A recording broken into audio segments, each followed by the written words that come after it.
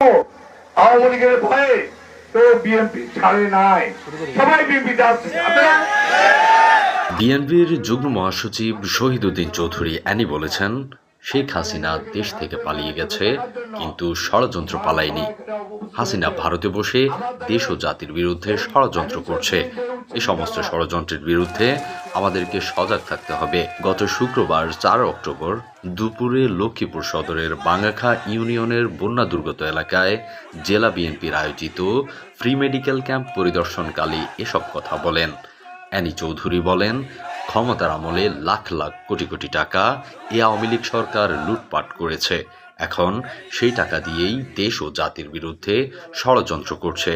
তিনি বলেন, বিগত 15 থেকে 16 বছর আন্দোলন সংগ্রাম করেছি। আন্দোলন করতে গিয়ে কেউ কেউ গুম খুন হয়েছে, কেউ বা হয়েছেন হামলা মামলার শিকার। এসব অপকর্ম যারা করছে তারা সবাই গ্রেপ্তার হয়নি। রক্তের দাগ এখনো শুকায়নি। বিচার প্রক্রিয়াও এখনো শুরু হয়নি। এজন্য সরকারের কাছে দাবি, খুনিদের অনতিবিলম্বে বিচার করতে হবে।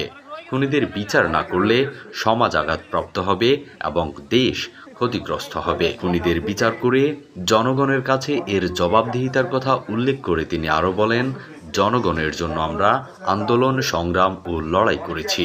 জনগণের জন্য দেশটা গড়তে চাই। কথায় এবং কাজে মিল রাখতে হলে জনগণকে প্রাধান্য দিতে হবে। এটা সব রাজনৈতিক দলের এবং দায়িত্বশীলদের দায়িত্ব। তিনি আরও বলেন, বিএনপি জনগণকে সমীহ করে বলেই তারেক রহমান যতগুলো বক্তব্য দিচ্ছে, প্রত্যেকটি বক্তব্যে বলছেন জনগণের পাশে দাঁড়াতে হবে। তাই বিএনপির সকল অঙ্গ সংগঠনের নেতাকর্মীর উচিত প্রাকৃতিক দুর্যোগ, বন্যা কবলিত এলাকার মানুষের পাশে দাঁড়ানো, বিপদে আপদে তাদের পাশে দাঁড়ানো। জনগণকে বুঝিয়ে দিতে হবে, বিএনপি আওয়ামী লীগের মতো নয়, তারা লুটপাট করে, তারা দেশের ক্ষতি করেছে। এজন্য কেউ যেন আইন নিজের হাতে না তুলে নেয়। দেশে আইন আছে, দেশের আইন ব্যবস্থায় তাদের বিচার করবে।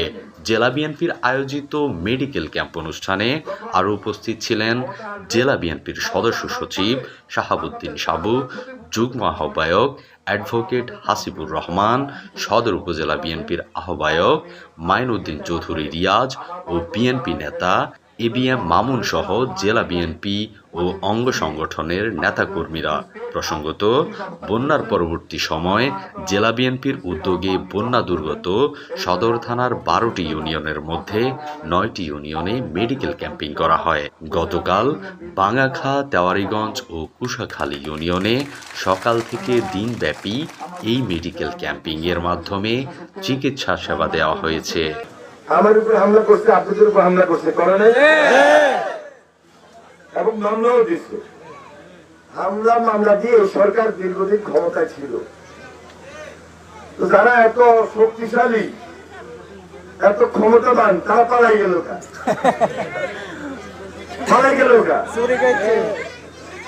যেটা চুরি করে, যেটা ডাকাতি করে, সেটা তো পালাই যায়। এরা মানুষের মন চুরি করছে, মানুষের অর্থ সম্পদ লুট করেছে, মানুষের বাজার লুট করেছে। Mohammad Zakib Hossain, focus news 24।